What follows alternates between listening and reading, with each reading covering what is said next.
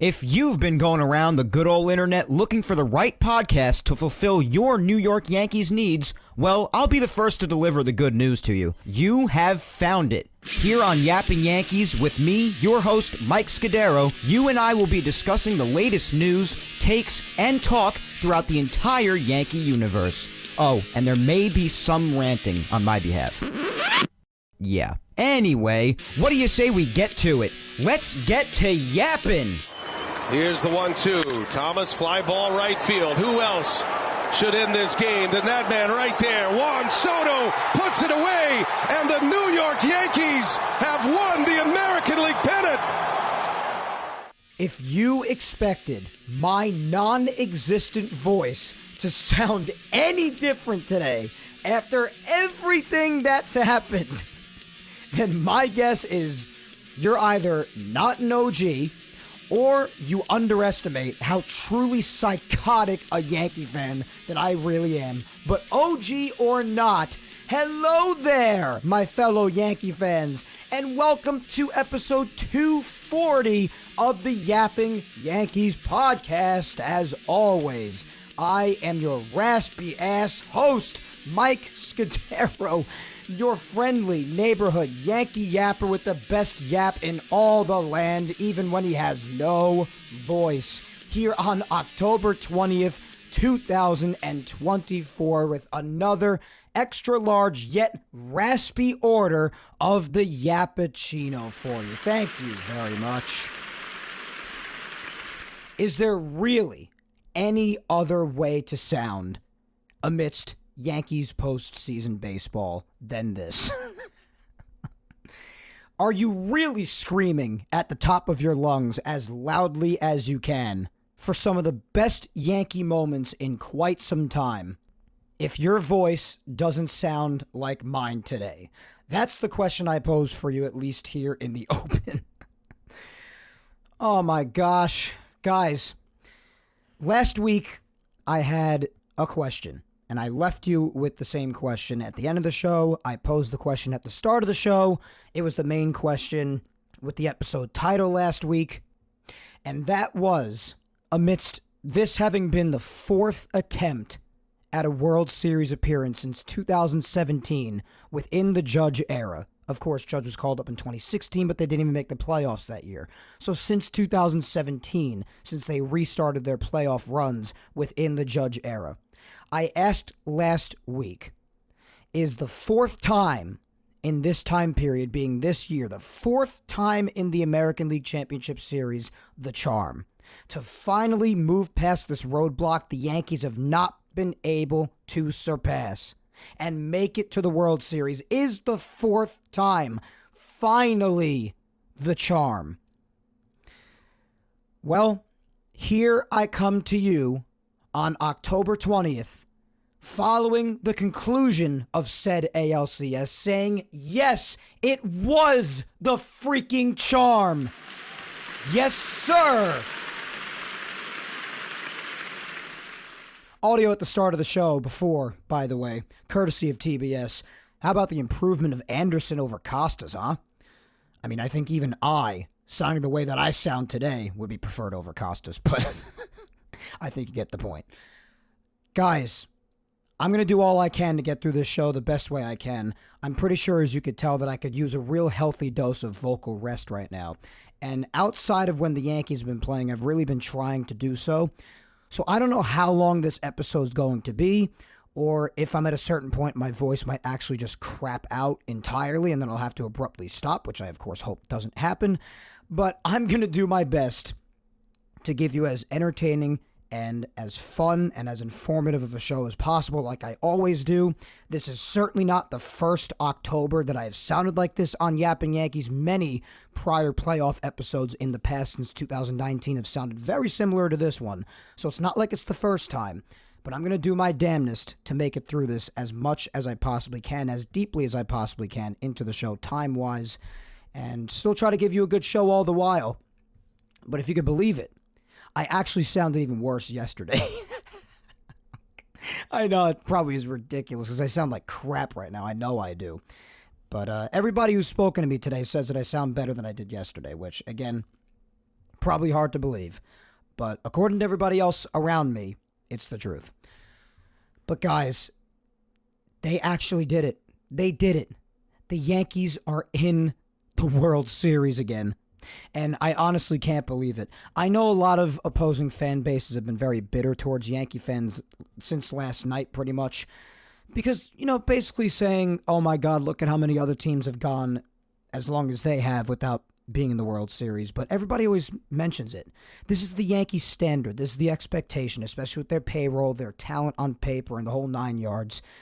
This is the Yankees' expectation, and just something feels right when they're there. I've even heard a lot of opposing fans saying that, and I'm sure that a decent chunk of America would probably disagree with me out of bitterness and just, resenting the Yankees haven't always been there in the past. But for people like me who are actually caught in that perfect period here, I guess perfect's a word for it, but people like me who've only experienced one title, which I understand there are plenty of people out there in their own respective fan bases who haven't experienced even that. So some people may even view me as spoiled for this, and that's fine if you want to do that. But especially people of the older generations, Yankee fans, and I was saying this last week, those people got to witness this on a regular basis, and it was almost expected for the Yankees to make it to the World Series. Not almost, it was expected. And if they weren't there, it would almost be strange. I feel like a puzzle piece is missing. But in my time as a fan, I started watching baseball in 2007, in the mid to later part of that year. I watched a decent chunk of 2008 and basically the entirety of 2009, all the way up to the World Series. Then obviously when they won that one, I just exploded as a fan, even more so than I already had.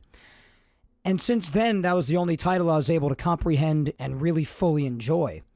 And since then, while the Yankees have made it to the playoffs a bunch of years since then, in the last 15 years, they've either come up very short or just a bit short, and having not even made it back to the World Series in the last 15 years, not having won an American League pennant, which was nearing all-time highs drought-wise for a pennant drought for the Yankees in their organization's history to begin with.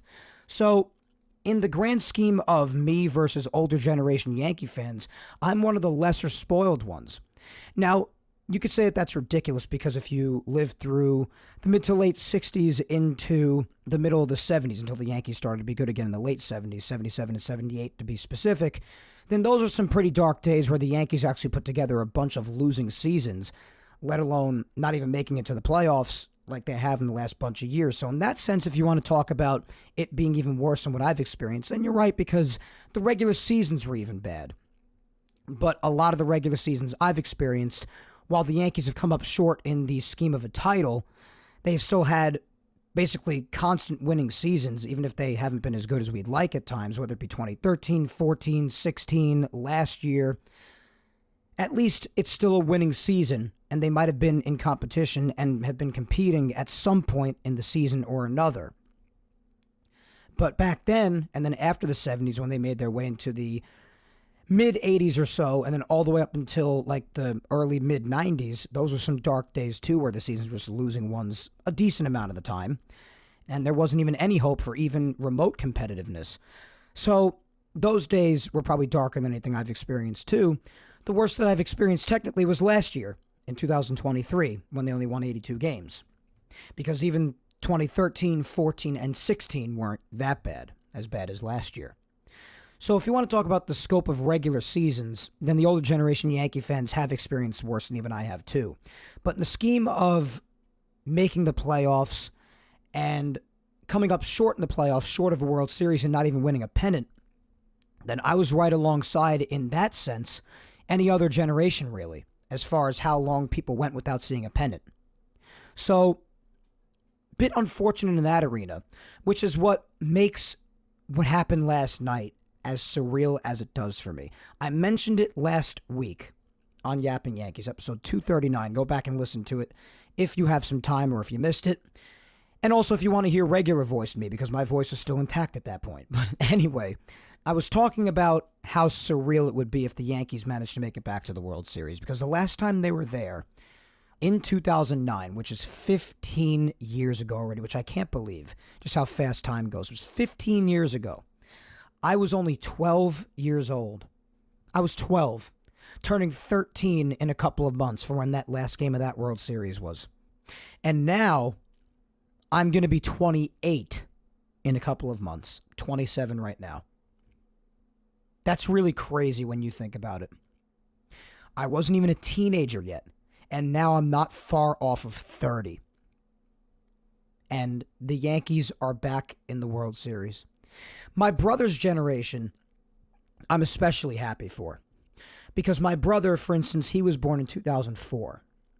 Not a great year for the Yankees, obviously, as far as how it ended. But when the Yankees first won the World Series in 2009 for the first time since people were born at my brother's time or around his time, my brother was only 5 years old. He really doesn't have much memory of 2009. And even the ones he does have, I mean, how much was he really able to comprehend it and enjoy it at age 5?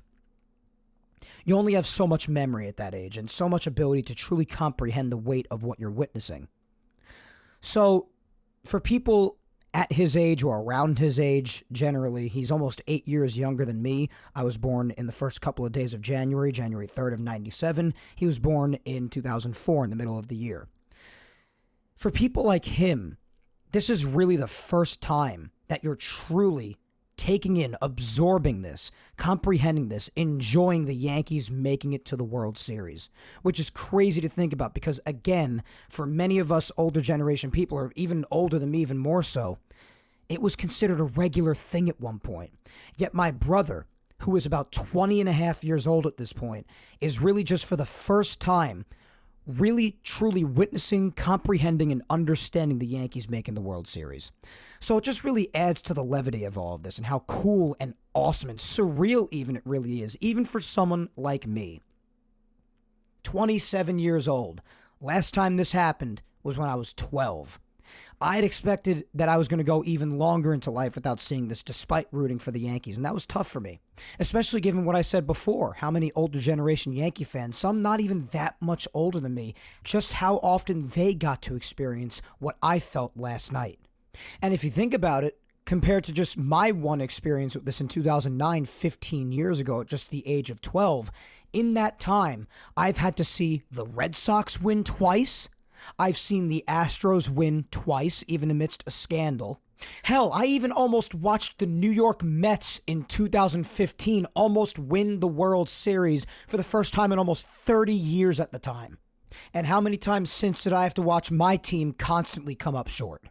While all these other big organizations, most of which I cannot stand, were experiencing all of that.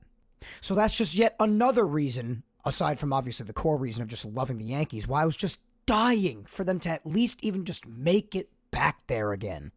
Break this pennant drought at the very least and finally just win their 41st. And then after the crazy winter the Yankees had, the 2024 season comes around. I said before this season started, and I will continue to say this because I couldn't be happier to be wrong. I always admit when I'm wrong. I am gladly doing it now, as I have for the last couple of weeks, saying that it was possible that this could happen, and now it officially has, so I'll say it once more. Before this season started, even with all of my excitement about Juan Soto being here and how great the Yankee team is on paper and all of my thrill and exhilaration about it, I said that I did not think the Yankees were going to make the World Series again. I did say that of any team in the Judge era, that I felt like this team had the best chance to do it. So I will say that I did mention that.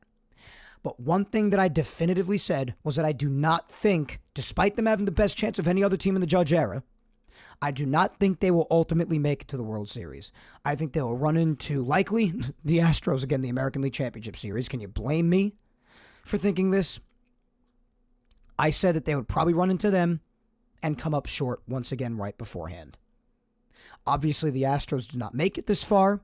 I think it's very funny watching other fans bitch and complain that the only reason the Yankees are in the World Series right now is because they didn't have to play the Astros. So shame on the Yankees for not helping them along so they get that rematch. Shame on the Yankees, my God. All the Yankees did was beat the team that beat the team who beat the Astros. That's all they did. No big deal. I definitely have fear and trepidation of the Astros, for sure. Not denying that. But we don't know what would have happened this time. Maybe the Yankees would have finally overcome it this time. Maybe they wouldn't have again. Either way, it's not the way it went down. The Yankees did not end up having to face them. Plenty of world champions of the past avoided some teams that some people may have thought they wouldn't have been able to beat and maybe would have stopped them from making it to said level. That's just a part of the game. So the Yankees didn't have to face the Astros this time around. That's just how it goes sometimes. But either way, I said before the season started that I did not think the Yankees were going to make it this far. They told me to go screw myself entirely and made it here anyway. Screw you. Yeah, it's basically what they told me to do. And you know what? I am more than happy to say that. Pretty sure most Yankee fans, or at least a decent chunk of them, shared in that thought. But hey, I think we're all more than happy to just take this loss on the chin here with that prediction. Can't always be right, as we know. Win some, lose some, whatever you want to say. But this is a prediction I couldn't be happier to be wrong about. Guys, we got a lot to cover today. Raspy voice and all, I'm going to do my damnedest to try to get through it all. But we have got quite a bit to discuss.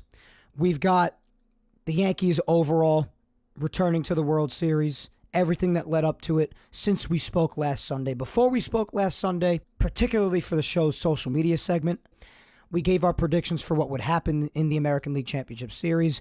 I said that I thought the Yankees were going to win the series in 6 games.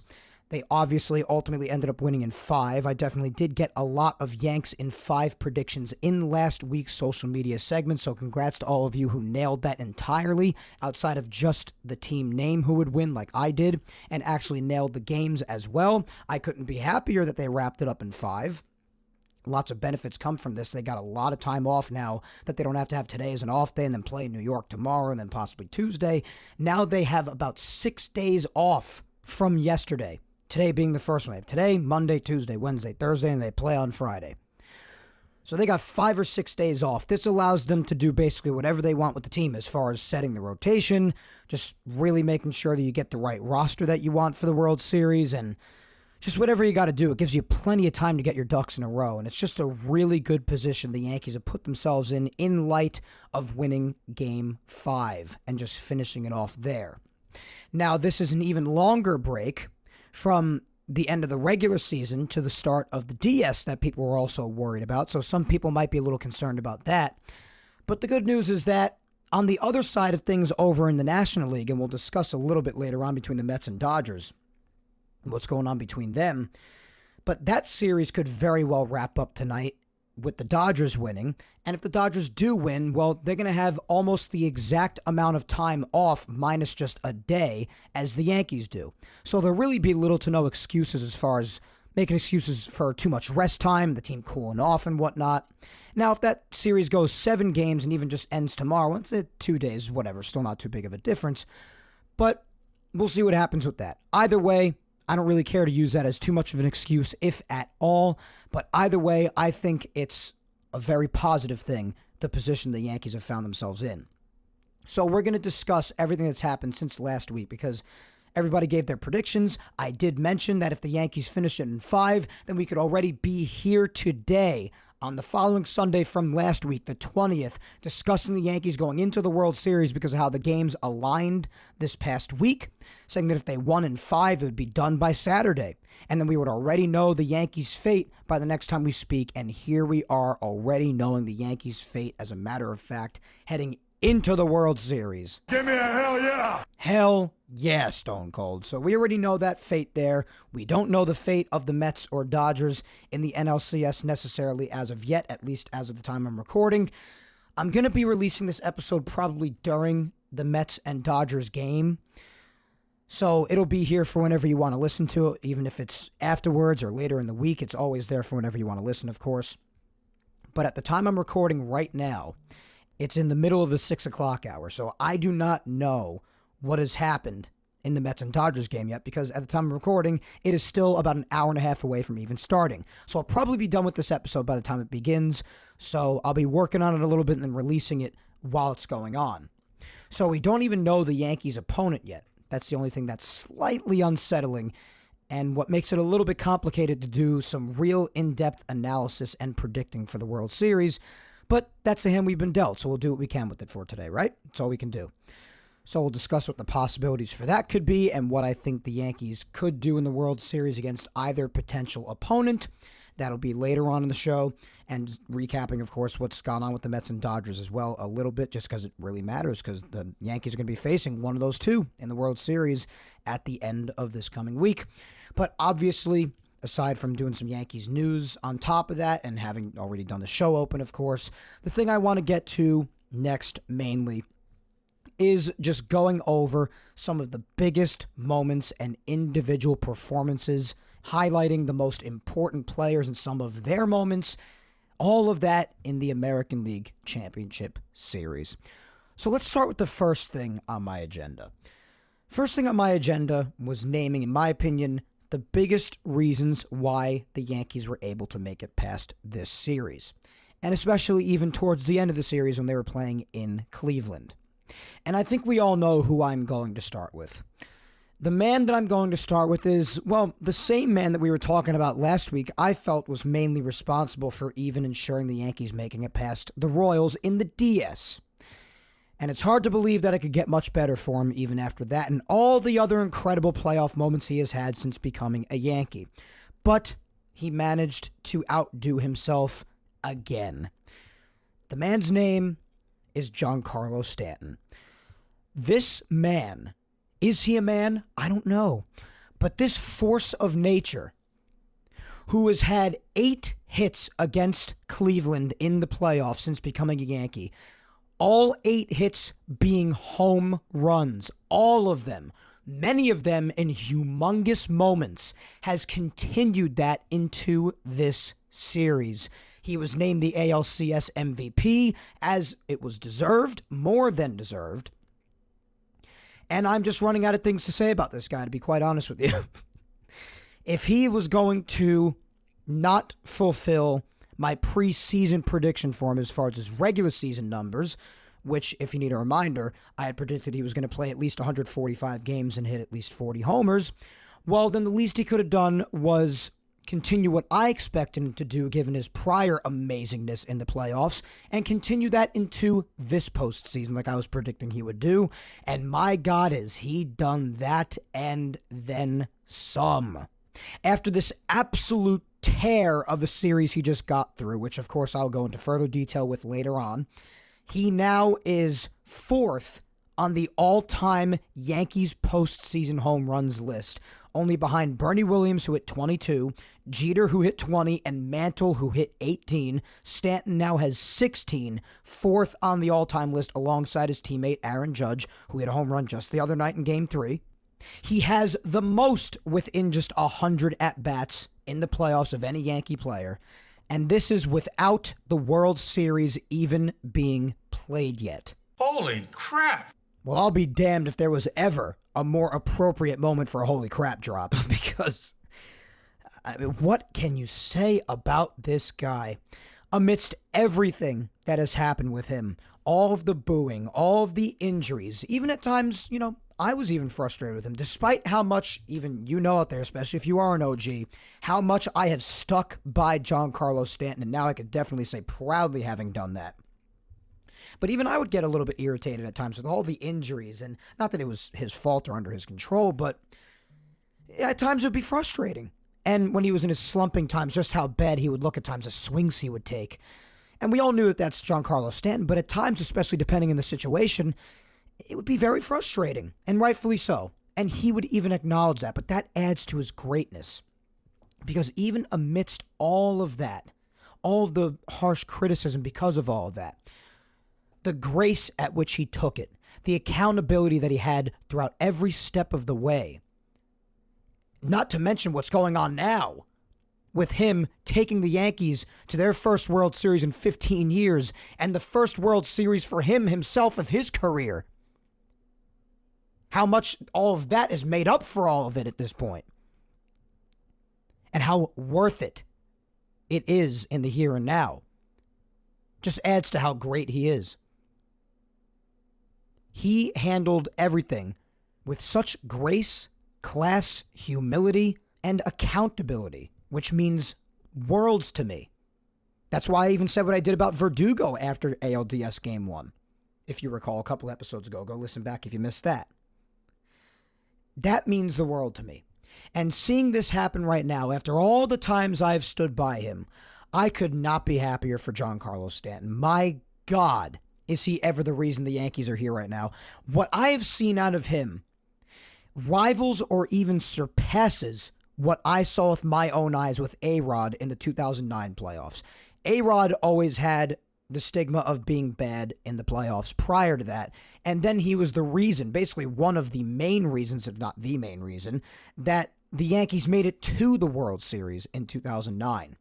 And what I've seen out of Stanton, with the magnitude and timeliness of his hits, it might even surpass that, as far as I'm concerned.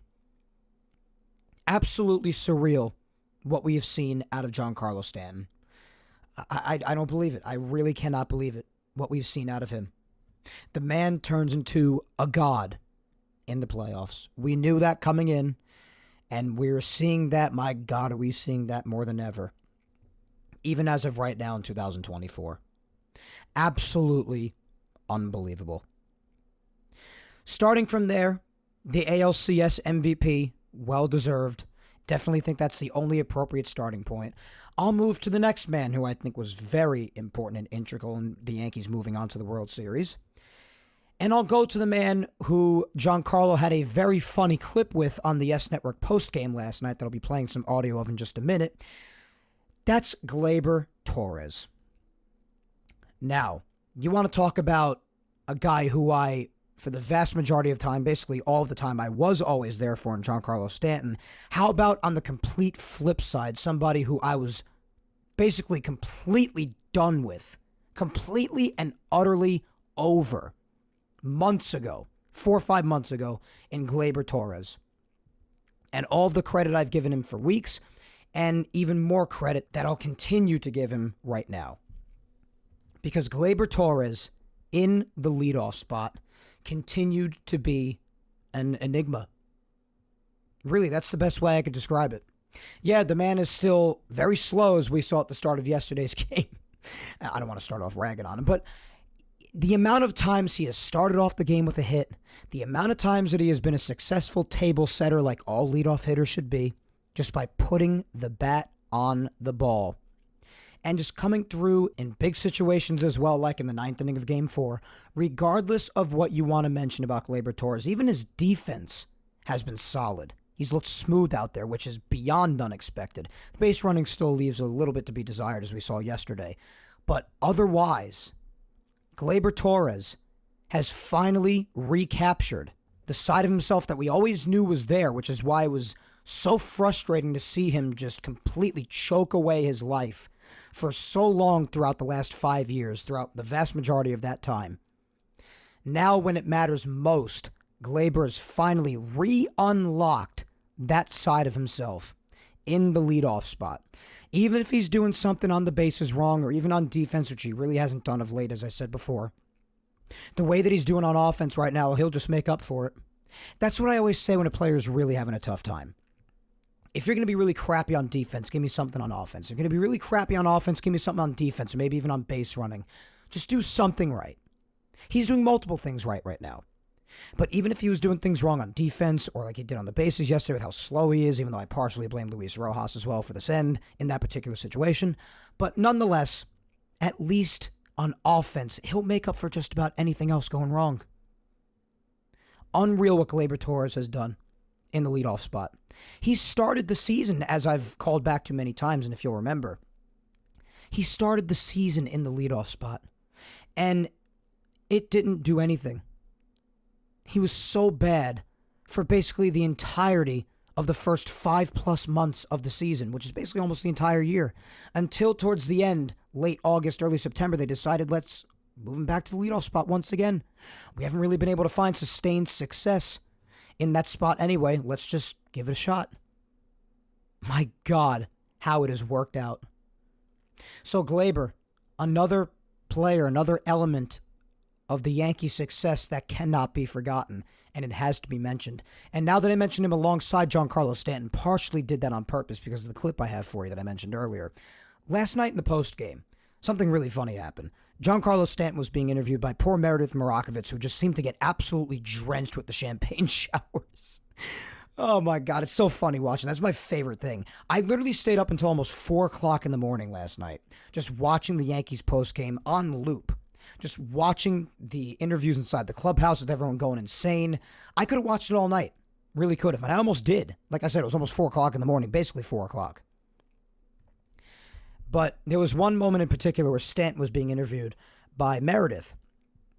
And then Glaber just pops into the frame holding the ALCS MVP trophy that belongs to Giancarlo.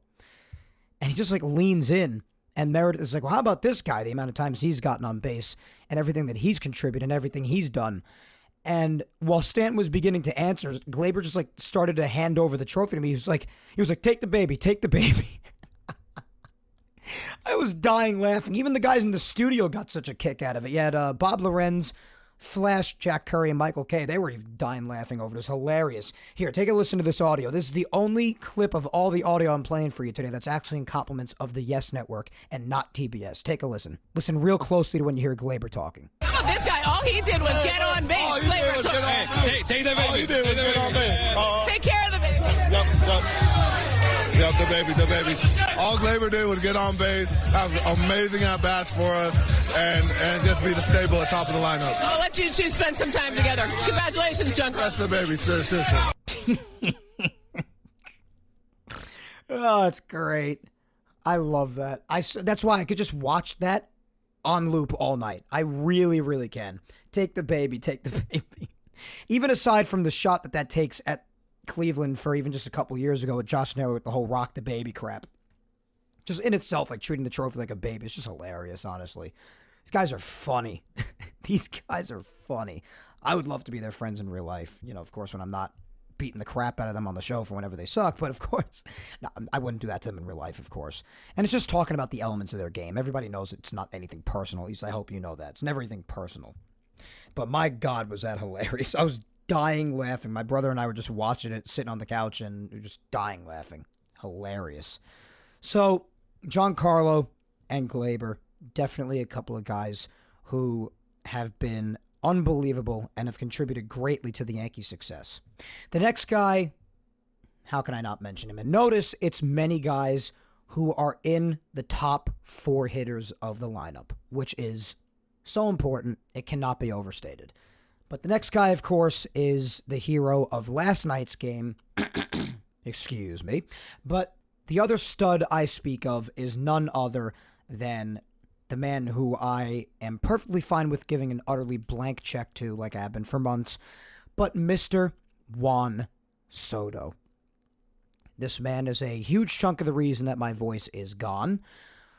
But he is also a huge chunk of the reason why the Yankees are going to the World Series. So he's got to be mentioned. This is in no particular order, but I mean, Stanton was definitely part of the order. He's got to be number 1. But now it's just in no particular order, just some of the most important factors here in the ALCS, but also overall. Juan Soto has been a hits machine throughout most of the playoffs, but especially even more so in the ALCS. And he had probably one of the biggest home runs or even just hits in general that I have ever witnessed with my own eyes. And one of the bigger hits probably in the last 15 to 20 years at least in Yankees history. I'll play that clip for you in a bit when we start going through the games. But my God, give this guy whatever he wants. And if he leaves, like I've said, I don't think anything in my time as a baseball fan, just a Yankee fan specifically, I don't think there'll have ever been another thing that crushes me more and will actually leave me in like a somewhat depressed state. I need this man back on the Yankees. I need him back here after this. I mean, I'm focused on the here and now and winning the title now, but I need him back here after this even. Juan Soto is just a godsend. There's really nothing else that I could possibly say that I haven't already at some point throughout 2024. That's just the way it is with him. And the last man who I really want to highlight, well, what a bad voice crack, oh my God. The last man that I really want to highlight, as far as guys who contributed at least decently in the playoffs so far, but also, of course, obviously in this most recent round as well. This might surprise you, but the man that I'm going to mention now is none other than our 23-year-old shortstop in just the second year of his career, Anthony Volpe. Now, almost nobody has been harder on this kid than me for months. Basically, after his absolute tear of a start to the season subsided harshly, and then the only sign of life that we really saw that was really worth mentioning for the remainder of the entire regular season was for those couple of weeks after the All-Star break. I did say at the end of the year, despite my disappointment in his season overall, that one way that anybody can make up for absolutely anything that happened in the regular season, and even Verdugo mentioned that everybody else told him this after the first game of the DS, was performing in October. I was praying that this was something that Volpe was going to do. And especially at least as of the ALCS, Volpe has made a habit of doing that, and I could not be happier. Yeah, I'm probably going to have to start just clearing my throat a lot, guys. Sorry about that. And I'm not going to edit all that out because that would just be a lot of time wasted. But anyway, you guys all know my voice is screwed up. No point in hiding it. But similarly to Gleyber Torres, a reason why I was so hard on Volpe, and I've explained this many times before for those people who want to tell me, oh, you don't have a right to give credit to these guys or support them after how hard you were on them at times. Again, strictly on the field. It's nothing personal. I don't have anything personal against these guys. I don't know any of them personally. Sure, they're lovely people, but I don't know them personally. So this is all just strictly on the field. So we can all validly criticize all we want as fans. That's what good fans do. So long as you don't go over the top, again, and then make it personal. That's not right. But similarly to Gleyber, the reason why I was always hard on Volpe, and still am at times, is because because you've seen it at one point or another. And of course, they're everyday players too, so how they do impacts the team as a whole. So you want them to succeed because they're playing every day for the team that you root for. But you've also just seen, at times, the potential and how crazy it could be. And then when they go for really extended periods of time where they're just doing anything but showing even a fraction of that potential, it's very frustrating. And you just wish they would unlock it more regularly. They're not going to do it at all times. Nobody's perfect. And baseball is a game of failure at the end of the day. But my God, is it frustrating when you just feel like a guy's just not doing a fraction as good as he could do. Even from just a fan's perspective. And then when they finally do that, you're saying, it's about freaking time. And for the first time since the start of the season, the first month, give or take, with Volpe, I have said that here in the playoffs. In the playoffs so far, he's batting .310. His OPS is over 800. He has a couple of stolen bases to go along with that. He has only driven in one run and doesn't have any home runs yet, so the pop hasn't really been there as much. But my God, has he really kept the line moving at times. He's taking his walks. He's getting his hits, many of them lasers. So he's doing his thing. He's making contact like we expect of him. So if he's going to do that and simply just keep the line moving, which is vital in the playoffs, in times where so many games are close and tense, like you saw so often against the Guardians in Cleveland, and in times where you're facing the best of the best as far as how pitching is, it's just important that bare minimum you do all you can to keep the line moving any way you can. And even though the numbers aren't just jumping out at you and just blowing you out of the water, if you've watched him play, you would know that Volpe has been doing the job at the plate. Putting the bat on the ball, getting his hits, taking his walks, even stealing his bases a couple of times. Getting on base. It's vital. His freaking on base percentage is .459. Holy crap! You could say that. I mean, it's higher than almost just about anybody on the team otherwise. Even Gleyber, as good as he's done and how often he's gotten on base and started off games with hits and just gotten hits in general, his on-base percentage is .400. Volpe's is .459. Really just take that in for a second. So you got to give the kid massive props for that. He's getting on base like crazy, which is all I could ask, really. Even Soto, as unbelievable as he has been, his on-base percentage is .439. Stanton, the ALCS MVP, the MVP of the postseason, one could even say right now, and it would be completely fair. His on-base percentage is .385, which is still fine. But, I mean, it's just unbelievable. .459 on base. Volpe has to be given credit. Not to mention his defense has been totally fine lately. So, Volpe definitely needs to be mentioned amongst that list of names. And the reason I mainly start with the offense to begin with anyways, because the offense is really a main reason why the Yankees were even able to make it to the next round and close it up in just 5 games in Cleveland without even having to worry about coming back home for those potential last 2 games if necessary. These guys, even in the one game they did lose in Game 3, never gave in. In the first couple of games, starting on Monday, they managed to put up 5 runs, won 5-2. They put up 6 runs in Tuesday's game, gave themselves a commanding lead. Then on Thursday, even in Game 3, even the game that they lost, when it just seemed like it was not going the Yankees' way, in the 8th inning, they were losing 3-1. Things were looking hopeless. They came back and were ever resilient right up until the moment they lost all the way in extra innings.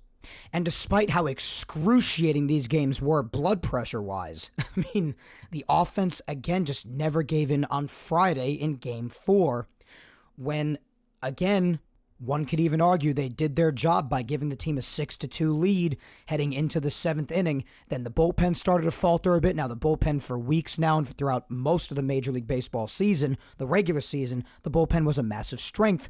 Nobody's perfect. No aspect of any team is perfect. They're going to mess up eventually. And when they do, all you can hope for is that another aspect of the team has their back, particularly the offense. And in a game like Game 4, they did that. The offense picked them up again, scoring 2 runs beyond clutch in the top of the 9th inning, partially by Gleyber Torres, again, as I mentioned earlier, and still grabbing the win, putting up a total of 8 runs. And then even yesterday, when things again seemed even more dead than they had at any point throughout the rest of the series prior, the Yankees only having a handful of hits heading into the 6th inning, no runs at all, Bibee looking beyond locked in for Cleveland heading into his 6th inning of work with a good pitch count in the whole 9 yards in last night's game. Then Giancarlo does what he does yet again. And then all the way in the 10th inning with the score still tied at 2, Soto does what he does, never giving up. Yankees grab that win as well and move on to the next round. So I don't think it's unfair to say at all that the offense was the main reason, in my opinion, that the Yankees were able to move on to the World Series past this scrappy Cleveland Guardians team. And they were scrappy. They were a tough matchup. I give them credit, but ultimately the Yankees handled them the way they always have in the last bunch of meetings in the playoffs. They eliminated them and sent them home, this time in just 5 games on their own turf. And as I said before, also set themselves up very nicely for the World Series. This is where the fun begins. Damn straight, Anakin. Well, despite the offense, in my opinion, being the main reason the Yankees were able to move on, there were obviously a couple of people in the lineup who definitely did not do anything whatsoever to help in the Yankees' efforts, to say the least.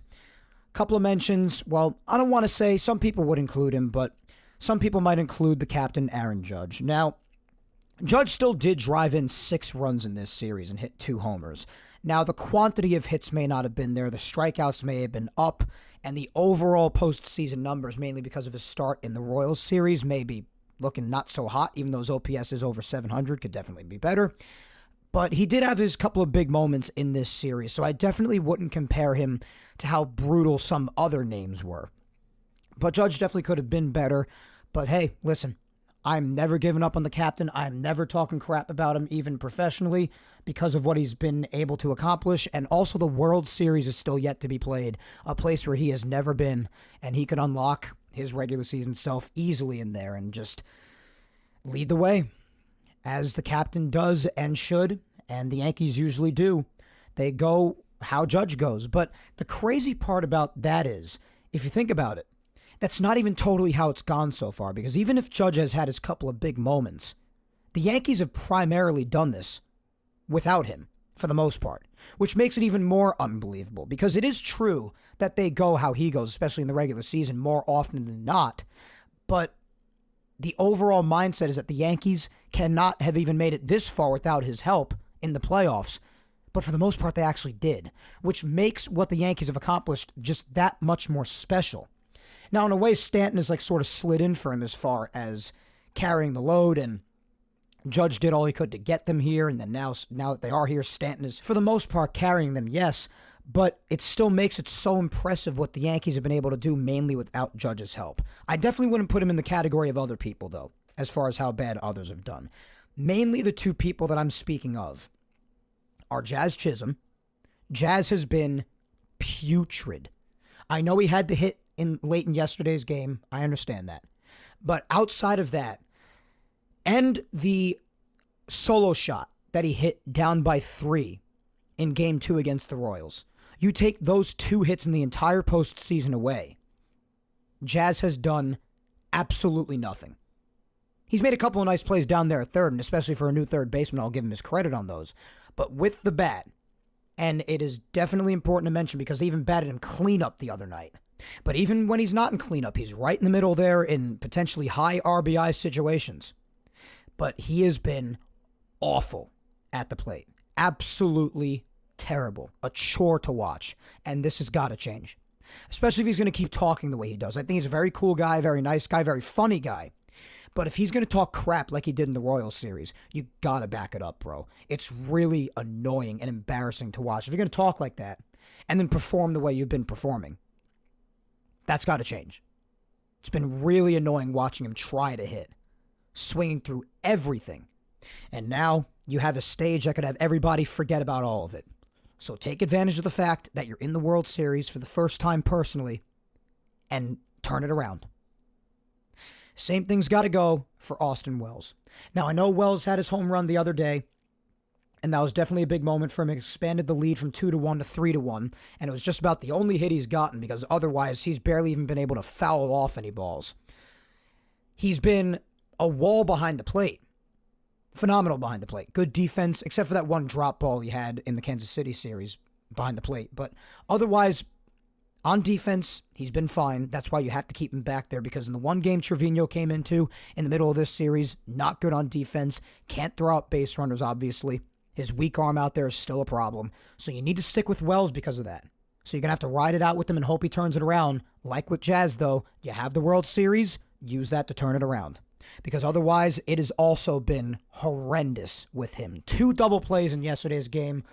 Complete non-competitive at-bats otherwise for the most part, like 95% of the time. I was hoping that time off before the DS and just it being the playoffs would just have Wells rediscover what he was for so long when he was in that cleanup spot throughout the regular season. But it hasn't so far. Much more often than not, and I hope that changes in the World Series. Other than that big infield hit as well the other night, and obviously Game 1 against the Royals back in the DS, Verdugo also really hasn't done too much on offense either. I can live with this with the good left field defense that we have continued to see, but I prefer that he obviously contributes. Hopefully he manages to do so in the World Series. Now the next guy I'm going to mention is really interesting because he wasn't even in the playoffs the last time we spoke. We were wondering if he could possibly be reactivated for the CS, and he actually was, against all of my expectations. And I was saying even if he was reactivated, it would be a bit of a mistake because of the severity of his injury and how little time he's had to rest it. But Anthony Rizzo, with 2 broken fingers, played in the championship series. And honestly, offensively, he has done very well, which I didn't expect. That was one thing that I thought would have him suffer because of his current condition. But he's actually done really well in the playoffs so far at the plate. He's 6 for 14, so he's almost batting .500 so far in 14 at-bats. He's getting on base. He's been the start of a couple of big rallies in this series in the CS. So in that case, really solid, no complaints. The complaints are defensively. And I do feel for him because, I mean, he's choosing to go out there and just really tough it out like the good old days, really like an old-fashioned baseball player. I appreciate the hell out of that, but it is his choice at the end of the day, so it's not necessarily fully an excuse. It definitely is at least partially an excuse because he has 2 broken freaking fingers, but it's his choice too, and the Yankees are going with it. But his 2 broken fingers are on his right hand, which of course is his glove hand. And we've definitely been seeing him field with some trepidation in these last few games, and it's resulted in some crucial fielding mistakes. This is mirroring a lot of what we unfortunately saw in the earlier part of the year. Now, at least now he has somewhat of an excuse because of his broken fingers. Back in the beginning of the season, he really didn't, beyond potentially just still having concussion symptoms. But we've really been seeing it cost him with this fielding. You even see when he's catching a ball sometimes in a routine grounder, he holds his left hand sort of behind his glove to maybe take some of the impact of the ball hitting his right hand on the immense pain he must be feeling in his broken fingers when that happens. Now, I believe they said he had some sort of padding or some sort of system within his glove in order to make sure it lessens the pain and the impact. But he still uses that left hand, which you never really saw him do in the past. So the defense is a big red flag and concern for Rizzo, which is why it brings the unexpected overall A grade that I would have given him, not for his defense, down to like a B minus maybe, because it's happened in some bad moments too with the defense. So Rizzo, I'm just going to say I hope on defense it's not as big of a concern in the World Series, because that would just really be a shame to lose a game because of a big moment like that. That would really suck. But with the bat, I mean, keep it going. I did not expect that to happen. I thought it was a mistake to start him because of his condition. And I thought you have a healthy Birdie, a healthy Waldo, both of whom have shown a terrific ability to play defensively at first base for their first time, especially Birdie, particularly his first time. And Waldo's played there just a handful of times, yet he looks fantastic too. They're capable offensively, at least decently. But Rizzo's hit well with the bat, so that's not an issue. But they decided to go with Rizzo, and at least with the bat, he has shut me the hell up, and I hope that continues. And I hope the defense is able to improve, especially with having the next few days to rest. Hopefully that improves his fingers a tiny bit. But it still breaks, so he'll need a lot more time for them to fully heal. So I'm kind of somewhere in the middle with Rizzo, but that's where the entire lineup as a whole is. And I, again, would say that they are mostly the reason why the Yankees are in the World Series right now. Transitioning quickly to pitching. Now, if you want to talk about pitchers, that could be the main reason why the Yankees are where they are right now. The first one I will start with is in the starting rotation. I will say that as far as starting rotation, Carlos Rodon is a massive reason for it. Because some people would say that Rodon didn't even really look good in last night's outing. I don't agree. I think Carlos was fine yesterday. He was the victim of a trickler up the third base line, a broken bat single into left center, and just a bit of bad luck. That resulted in just a couple of runs in 5 innings where he had a good amount of strikeouts, didn't allow too much traffic on the bases. And while it was partially thanks to the bullpen to end the 5th inning, he kept the score within 2. Didn't let anything get out of control and kept things well within reach. So Carlos looked fine yesterday. He threw a gem in the first game, 6 innings of 1-run ball, except for his usual obligatory home run allowed, which he did not allow yesterday. Unbelievably so, in case somebody just forgot to realize that.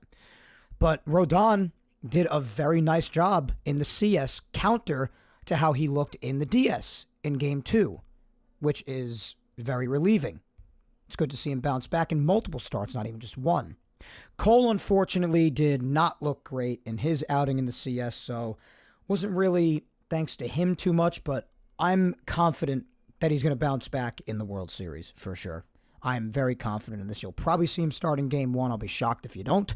We'll see how they choose to do it. I could be wrong, because they can do it however they want, because of all the days they have, like I said before. So we'll see, but Cole had a bit of a rough outing, to say the least, back in Game 2, despite the fact that the Yankees did win the game, and he did only allow 2 runs in 4 1/3. But it was clear that he had far from his best stuff. He allowed 6 hits in that time, 4 walks, which is highly unusual for Garrett Cole. He just didn't really have much control at all. Fortunately, didn't get too out of control at all. But definitely didn't look his best. Clark Schmidt, in my opinion, 4 2/3, 5 hits, 2 walks, 2 runs. I mean, it could have been worse. Could have been better. I mean, I still think Clark has good stuff. I'm a fan of his, and I really appreciate what he's done since he's come off the injured list and all the steps he's taken this year on an overall basis in taking those next steps as a Major League starter. Then you had Luis Gil go for Game 4, which I was so nervous about. Because at times in the beginning, my God, he just wasn't throwing strikes. And we all know that that is Luis Gil's biggest issue, is that he doesn't do that too often. Now, I had predicted before the game started, you can look at my Twitter account if you don't believe me from days ago, I had predicted that he was going to go 4 innings, allow 3 hits, 2 runs, and strike out 6. I almost nailed that because he did end up going 4. He did end up giving up 3 hits, only 2 runs. I said 2 walks, he gave up 3, so I missed that by just 1. And then with the strikeouts, he only ended up getting 3 strikeouts as opposed to the 6 that I predicted. So I almost nailed the entire line. But otherwise, I think Heel did okay. He was definitely a bit more out of control than I would have liked at times, had me really nervous.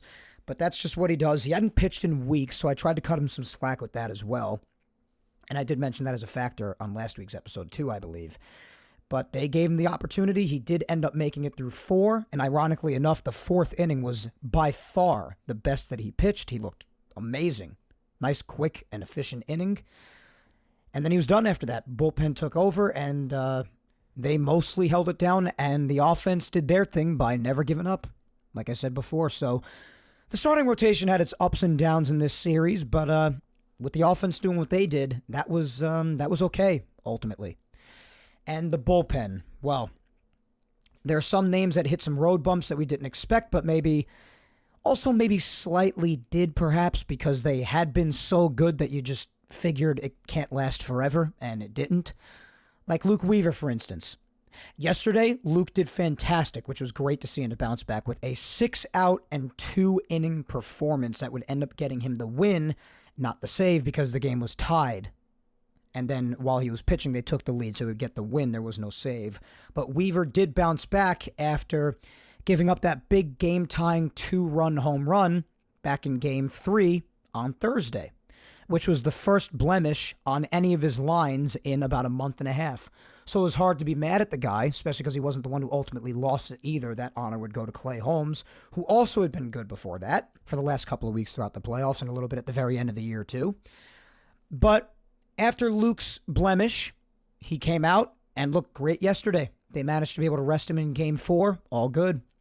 So even he got to bounce back. And you figured it was going to happen at some point. Same with Clay, especially because Clay is the wild card that he is. I would say that it's a miracle it didn't happen sooner. But otherwise, Clay and Weaver had a couple of bumps, especially Clay. Clay had the couple. Jake Cousins, who really didn't have many outings at all before just the last couple of days, had a little bit of an appearance prior, but just in the last couple of days, especially yesterday, my God, what an outing yesterday. An inning and a third, every single out he got of those 4 were strikeouts. He only had 1 walk and came through big after Tim Hill also came in and shoved before him. Tim Hill has just been a stud for so long now. What an unreal lefty weapon the Yankees have in Tim Hill out there. Jake Cousins, fantastic. Tim Hill, fantastic. These are a couple of names, along with Weaver and Clay before his last couple of screw-ups, when I was saying I would hope that he would turn it around in the playoffs, and he did up until his last couple of outings. But I was saying these guys, along with a couple of others, could just really come together and just keep on being that group of names in the back end of the bullpen. Unbelievable finds that you would never imagine.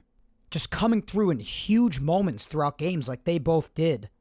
Just unreal. So, Jake Cousins, Tim Hill, unbelievable.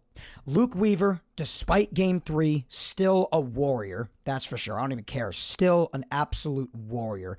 Tommy Kahnle, warrior.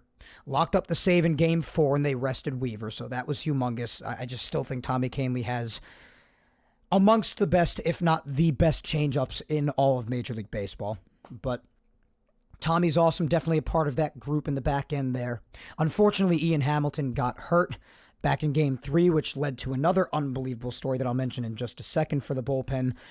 So he's not in the picture anymore. He was definitely a part of those names back there. But again, for like the 4th or 5th time this year, Hamilton just can't stop the injuries. We'll get to him a little bit more in Yankees news later on. But that led to the Yankees having to add another name to the roster that nobody expected, and quite frankly, upon first viewing, everybody dreaded. And that was none other than Mr. Mark Leiter Jr. Was not on the DS roster, was not on the CS roster prior to Hamilton's injury.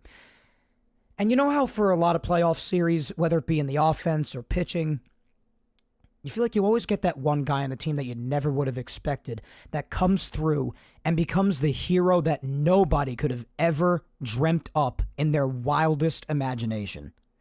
That's what happened with Mark Leiter Jr. I don't even understand it, personally. He came in, and we saw that this kid has a tendency to handle pressure pretty well when he first got here after the deadline, but then obviously it fell off after that. But we've seen that happen again here. I mean, it's just unbelievable between the role that he played in Game 4, which wasn't even his fault because Rizzo dropped that ball down at first base. He got that ground ball. Probably should have just tagged the runner, but either way, the role that he played in keeping it at least at a tie in Game 4, and then what he did in Game 5 yesterday. After Rodon left the game to finish off the 5th, and then he started off the 6th. I mean, my God. I never would have guessed it. I think we all owe Mark Leiter Jr., at least as of right now, a massive apology. He gets the recognition on this show as being the unpredictable hero of the ALCS pitching for the Yankees, for sure. Truly the left field thing of all time, man. Wow. So the bullpen, while it had its ups and downs, definitely came through for the most part yet again in this series, as they did big time in the DS, as it continues to mainly be a strength, despite how nerve-wracking it was at times throughout the series in Cleveland from games 3 to 5.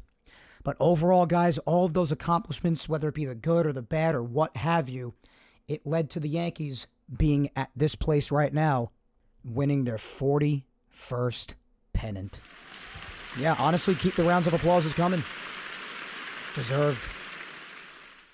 Well, what do you say we get into some details about what happened? In-depth details this past week in some of these games, now that we hit on things on an overall basis. And let's give some analysis and give some spotlights to some of the biggest moments throughout this series, some of which I've already hinted at or spoken about throughout the show already. But let's just recap on an overall basis. We start with Game 1. As I said last week, started right away on Monday. Rodon started this game, as I said earlier. Spun an absolute gem. 6 innings, 3 hits, 1 run, no walks, which is big for him, and 9 strikeouts. Only blemish being the obligatory solo shot that he gave up at the end of his outing in the 6th inning.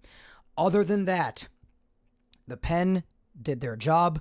Just that Tim Hill gave up 1 run. It was really the one outing in forever that he looked a little bit rough, but it's totally fine. It's whatever he's allowed, especially after what he did after that throughout the rest of the series. But Clay Holmes looked fantastic otherwise. Luke Weaver closed in the 5-out save.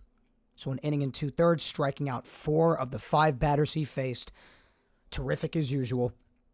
Juan Soto started off this series' first bit of scoring we saw from either side with a solo shot to make it 1-0.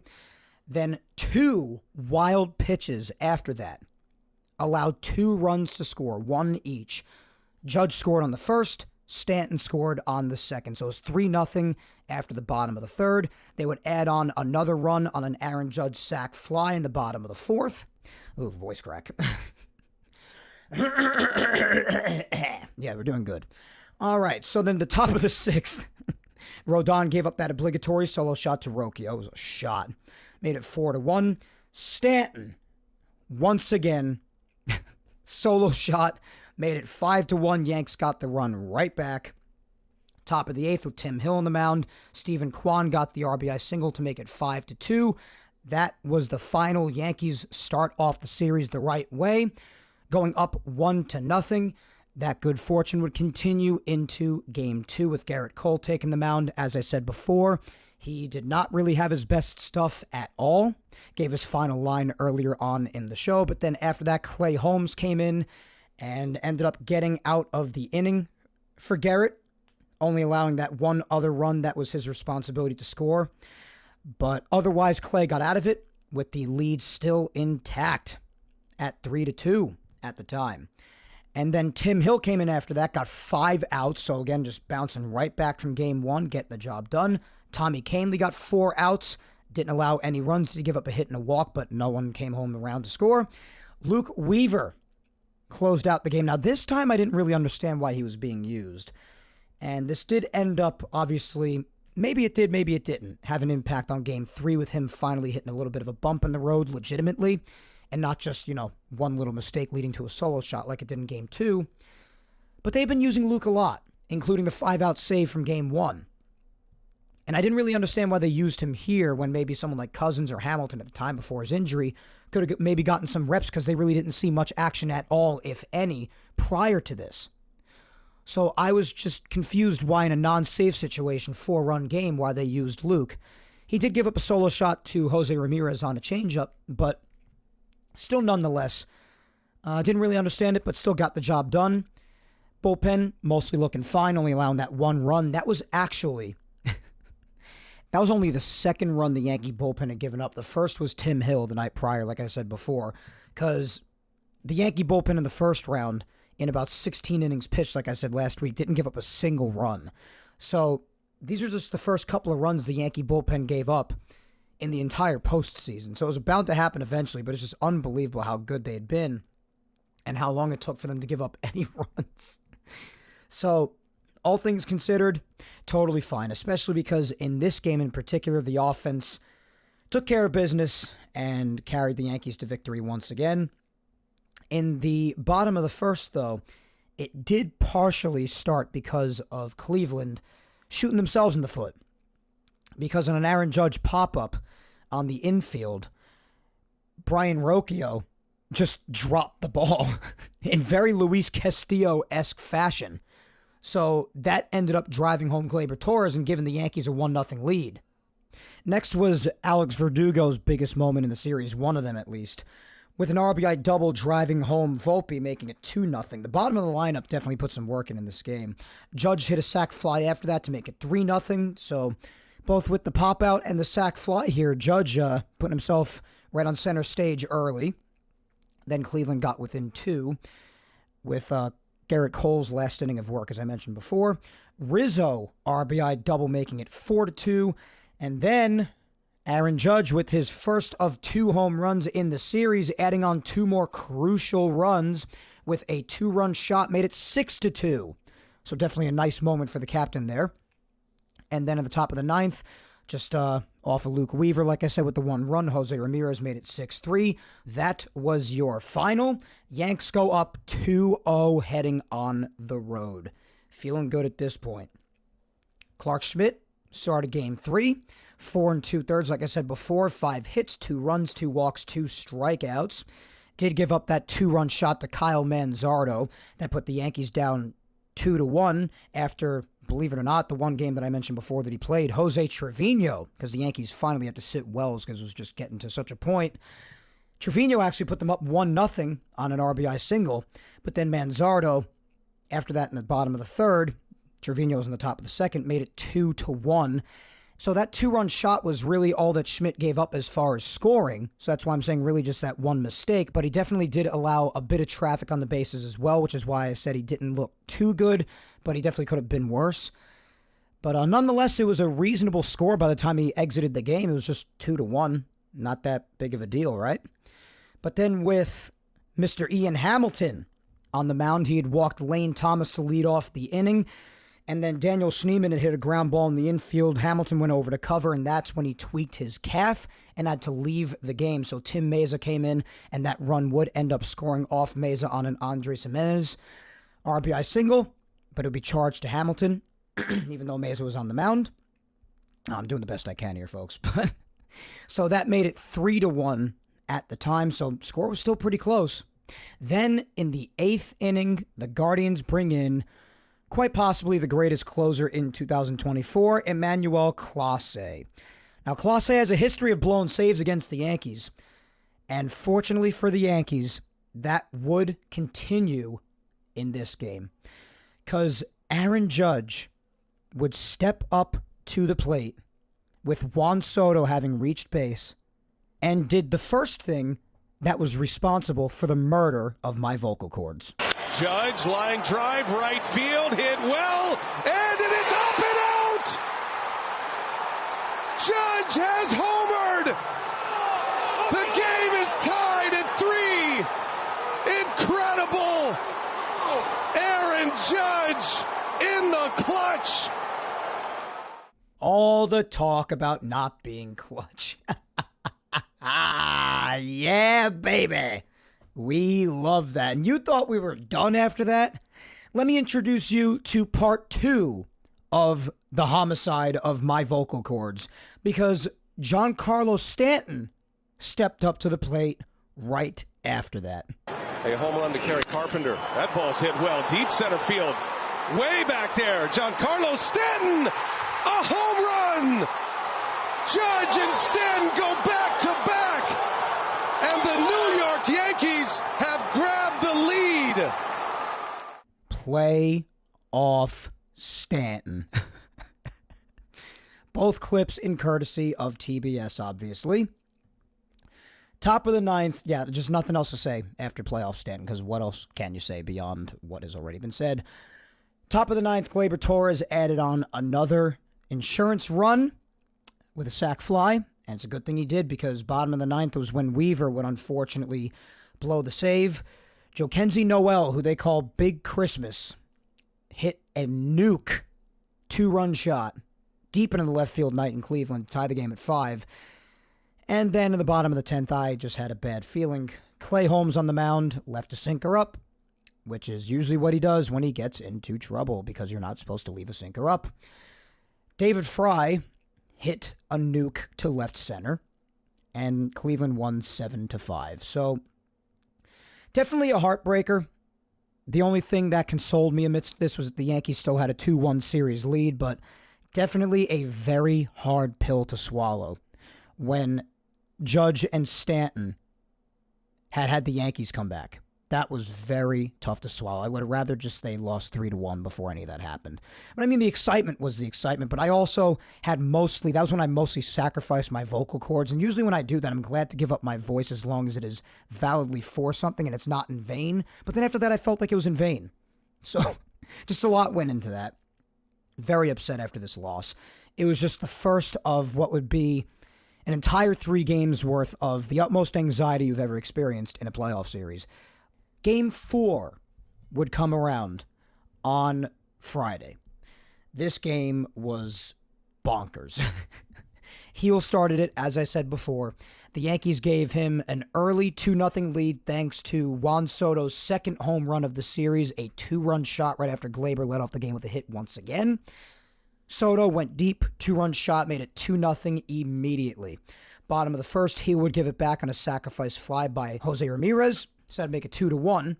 And then top of the second would be the only amount of damage that I mentioned earlier that Austin Wells has done at the plate the whole series. He would hit a solo shot to everyone's surprise in the top of the second, made it 3-1. Guardians would get that back in the bottom of the third on a Josh Naylor RBI single, made it 3-2. And then in the top of the sixth, finally had you feeling comfortable, shame on you. Giancarlo Stanton comes up again with his 4th homer of the playoffs. 3-run shot, driving home Soto and Judge. Long, towering fly ball to left center field that looked to be off the end of the bat.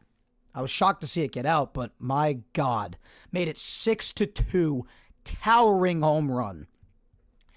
After that, unfortunately, bottom of the 7th is when Clay Holmes just almost ruined my life.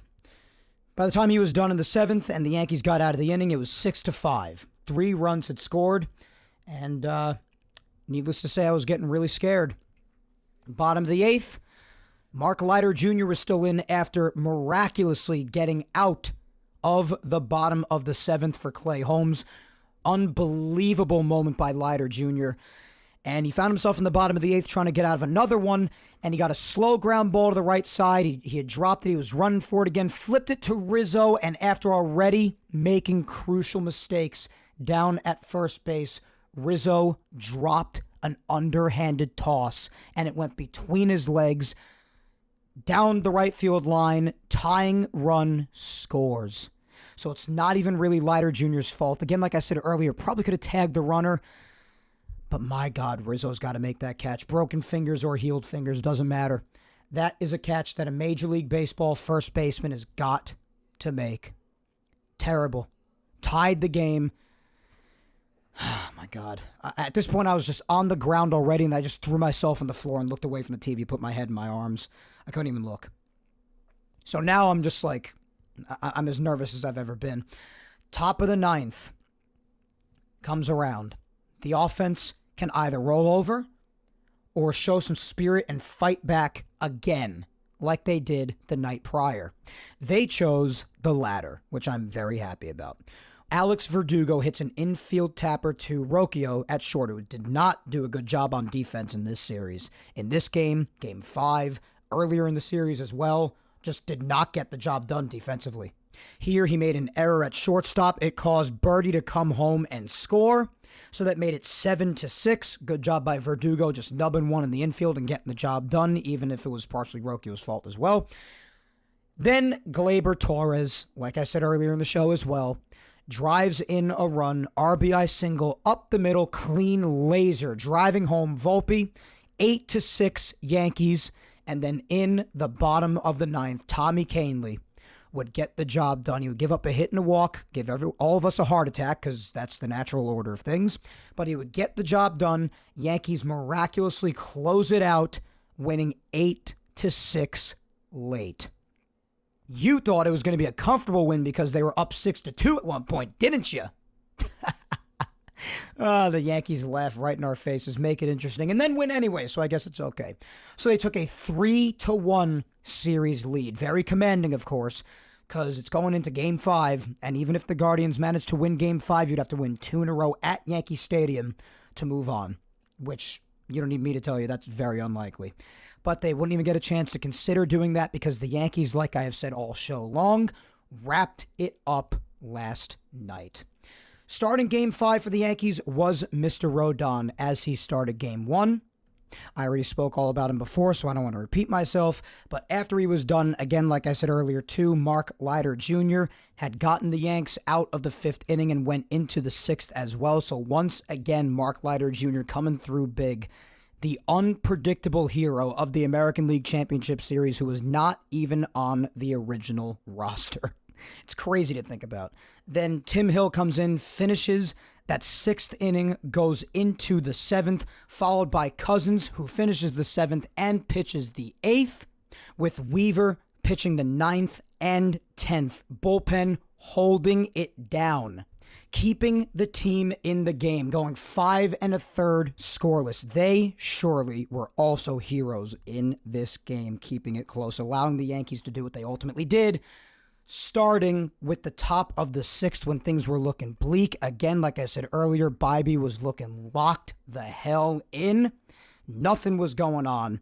Judge had just hit into a double play after Gleyber and Soto got on base to start the 6th inning. So it was runner on third, 2 outs, not looking too sure. Stanton swinging at some ugly sliders from Bybee throughout that entire night and in that very at-bat. But then he got what we were all hoping for. A mistake. And a high drive into left center field. Stanton is going to watch another one fly. Are you kidding me? Giancarlo Stanton made for the moment. 5 homers in a total of 9 postseason games in 2024. When are we going to start the discussion? I gave you some all-time numbers earlier, but I saw Jared Carrabis say this on Twitter before, and I respect the hell out of him for saying it, and I totally agree with him. When are we allowed to start the discussion with talking about Giancarlo Stanton being one of the better postseason hitters of all time? I mean, it's here, right in front of us. Tied the game again. Things remained quiet, with both offenses threatening. Up until the 10th inning, nothing came across until the top of the 10th. And I got to give him credit here. Austin Wells started this rally with a walk. There was 1 out after Volpe had lined out. Verdugo hit a ground ball to second base.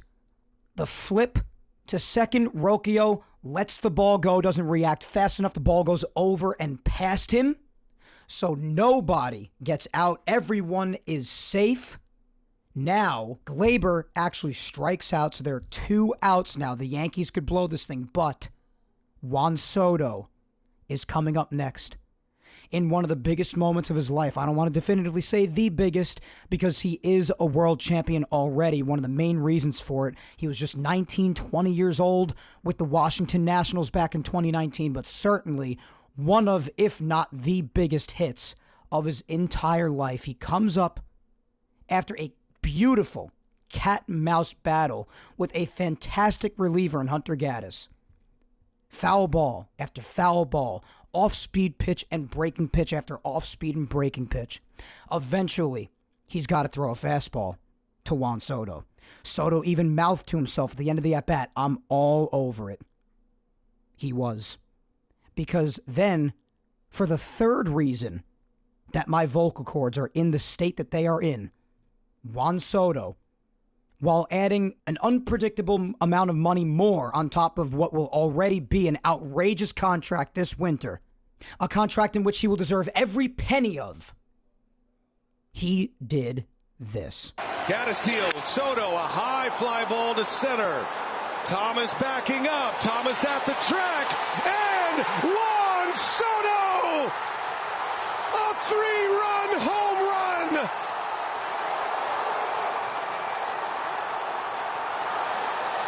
Soto magic in Game 5!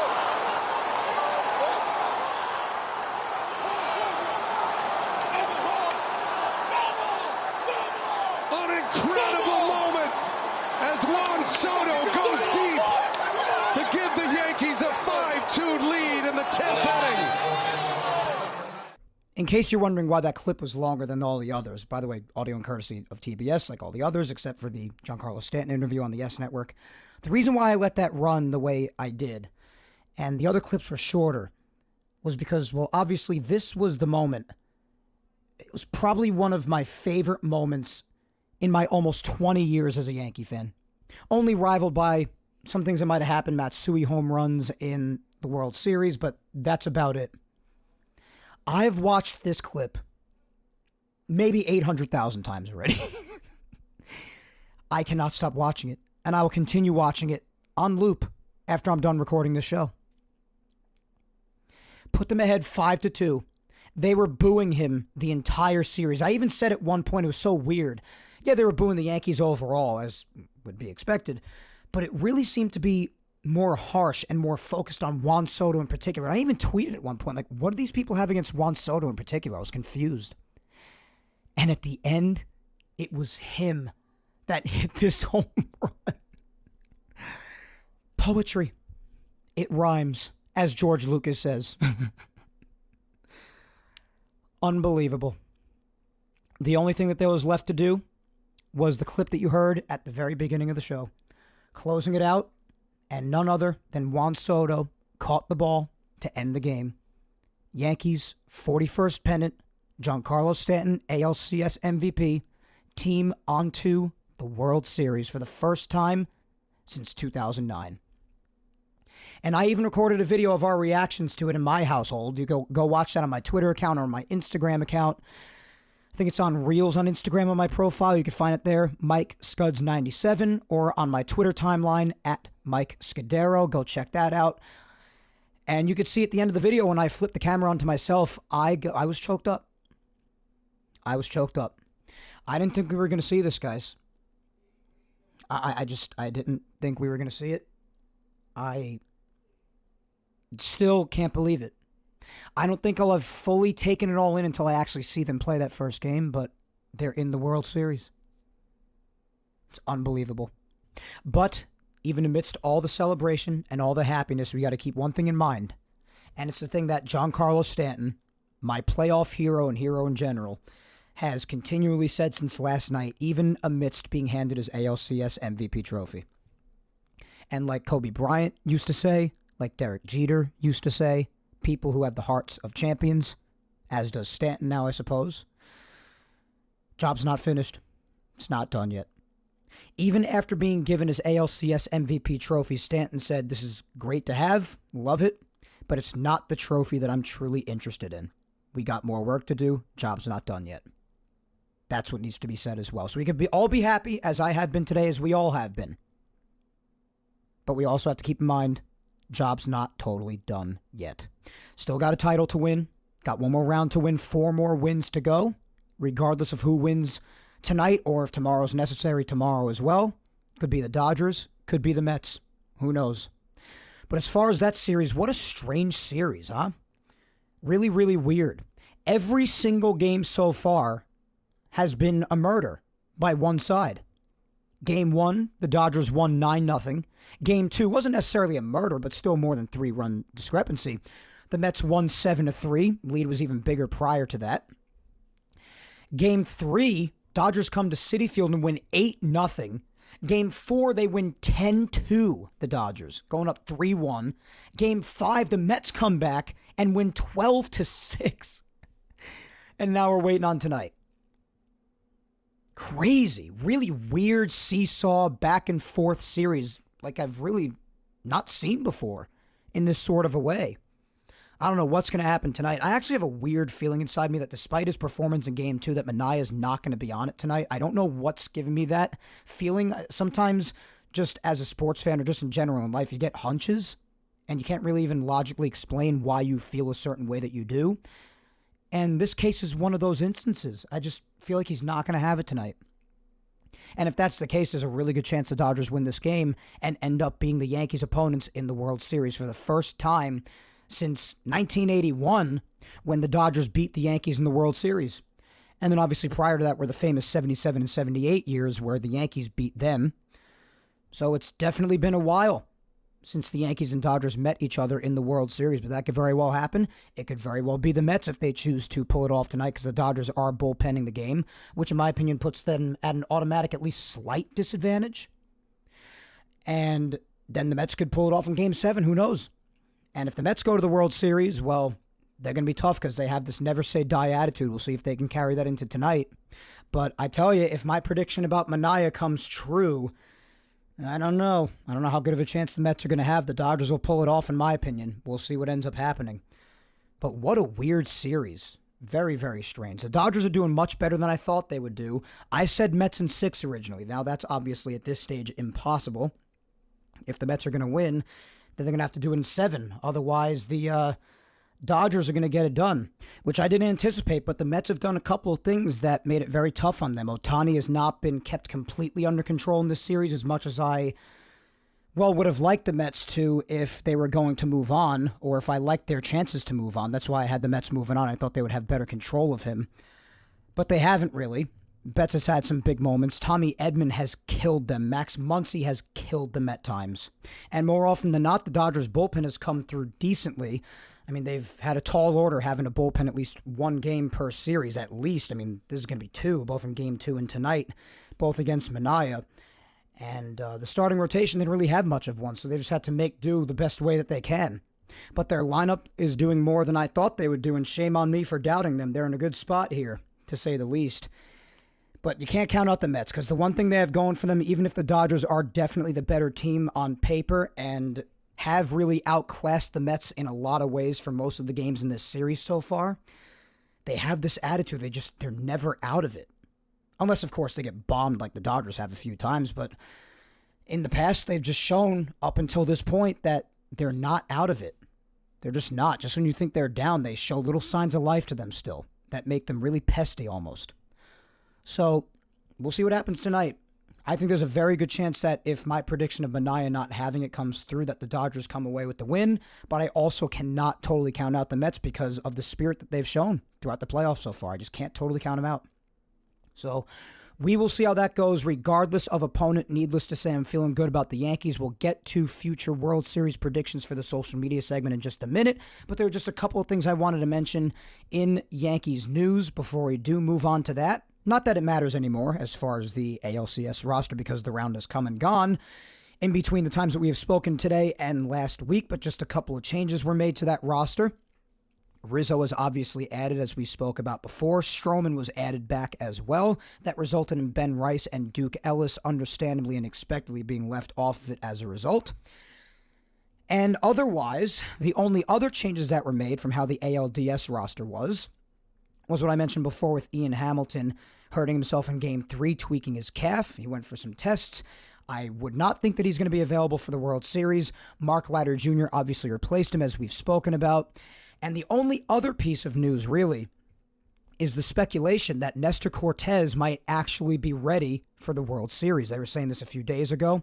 I definitely was not holding my breath, as I said last week, for either him or Rizzo.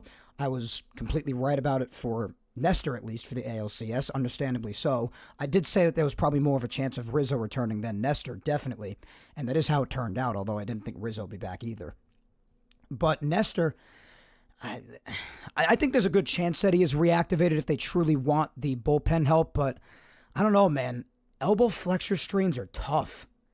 Kind of like with Rizzo, even if they do activate him, I don't know how smart it is, both for Nestor personally and for the Yankees, even though I wouldn't see him being anything more than just middle relief in the bullpen.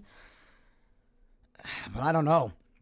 We're going to have to wait and see what the Yankees ultimately decide. I assume that this decision won't be made for at least a couple more days when they have a chance to more closely look at the situation, talk with the doctors, and analyze and decide what could be best for Nestor himself too. So we'll see. But other than that, and thinking about those couple of things, guys, as far as Ian Hamilton, just how long he'll be done, he's probably done for the World Series, I would imagine. Especially if there's a reasonable strain in his calf, if any. And Nestor Cortez, other than that, everything else is basically the same. Probably going to see more or less a lot of the same with the World Series roster in comparison to the ALCS roster, maybe except possibly for Nestor Cortez, who would probably be replacing somebody else as well. And we'll see who that somebody else is if it does happen. But as of right now, guys, that is Yankees news. And with everything that we have gone through for over an hour and a half here now, we only have the social media segment remaining. First time in, I don't even know how long, we've got a poll today. That's right, a 4-choice poll. Here is the question, and I ask you guys to be straightforward, honest, and objective as much as possible with this, because I do realize I'm speaking majorly to Yankee fans in particular. But again, for the third week in a row, really the only question that matters. Are the Yankees going to win the World Series, and against who? And also to comment below with how many games you believe it will take. 4 choices are as follows. First choice being yes, they will win against LA. Or yes, they will win against the Mets. Those are the first 2. The next 2 are no against LA or no against the Mets. So those are the 4. Now, out of the hundreds of people who voted, by an overwhelming margin, and this is awesome to see the confidence, but I hope people are being truly objective with this, and if this is really what you think, then good, that's fine. By 80% of the vote, the choice of yes against LA was victorious. So obviously the vast majority of people who voted on this poll are confident that the opponent will be LA after tonight, Game 6 of the NLCS, and that the Yankees will end up beating them. Now, I'm inclined to agree with this. I'll say so in a second. 8% of voters voted for yes, and it'll be against the Mets. 10% said they will lose against LA, and 2% said they will lose against the Mets. Now, I'm inclined to agree with these voting results, and I would listen if I were you, because especially as of the American League side, you could criticize me for the National League, because I got a fair amount of the series in the National League incorrect. I maybe only got 1 or 2 game counts correct, but as far as who was moving on, I didn't get too much correct on the National League side. But on the American League side, so you might want to take my opinion seriously as far as the Yankees, because as of when the Astros were eliminated, I have gotten just about everything else in the American League side other than that series correct. I thought the Astros were going to beat the Tigers in 3. Otherwise, I had the Royals beating the Orioles. I had the Yankees beating the Royals, the Guardians beating the Tigers, and the Yankees beating the Guardians. So other than that Astros series, I have gotten everything in the American League side. A few game counts wrong, including the Yankees and Guardians. I said 6 and they won in 5. Gotten a few game counts wrong, but as far as teams winning, I've only gotten 1 incorrect of all the series. So I'm doing pretty good right now with that. But I agree that the opponent, particularly because of my Mania prediction tonight, I do agree that there's a good chance. I'm not counting out the Mets completely, but I think there's a good chance after tonight the opponent is LA. And there are definitely things about LA to be afraid of. Ohtani and Betts being the main ones, as I've stressed so heavily. But they're also literally bullpenning at least once or twice in a 7-game series that goes almost or completely the full length. They have little to no starting rotation, not at least one that I'm too afraid of at all, with all of their injuries. I mean, they're missing Gavin Stone. They're missing Dustin May. They're missing Tony Gonsolin. They're missing Tyler Glass now. That's huge. Lots of names that could potentially help them out. They're missing a lot of them. Their bullpen's solid. But if you could get to their starting rotation, which I think the Yankees have the edge over them as far as starting rotation, lineup, it could be a wash. Because while Shohei and Mookie are fantastic, even though Judge is slumping in the playoffs for the most part, I still take him and Soto alone over them. That's not even counting Superman playoff Stanton, leadoff Glaber. Rizzo could keep hitting the way he is. Volpe keeps getting on base. So the lineup could very well be a wash, if not giving the favor to the Yankees. And bullpen versus bullpen, I respect the Dodger bullpen, but the Yankee bullpen's damn good too, bro. So I do think the Dodgers would notch out a couple of wins at the very least, but I do think the Yankees would be victorious. I said otherwise last week, but especially after watching the ALCS, I'm just saying screw it. I'm going all in on the Yankees. I am. I can't not say the Yankees are going to win, but even from a subjective standpoint, but also objectively, like I just said, looking at both teams, analyzing each aspect of both teams, it's either a wash or I honestly give the Yankees the advantage. I really do. You could accuse me of using bias, and that's fine if you want. But I know that I'm not. And that's enough for me. And hopefully, in the event the Yankees win, then that'll be enough to shut everybody up saying they had a cakewalk to the World Series. There is no such thing as a cakewalk. I did say and admit myself that this is, in my opinion, the easiest path that the Yankees have had to the World Series in the Judge era. But no path there is easy.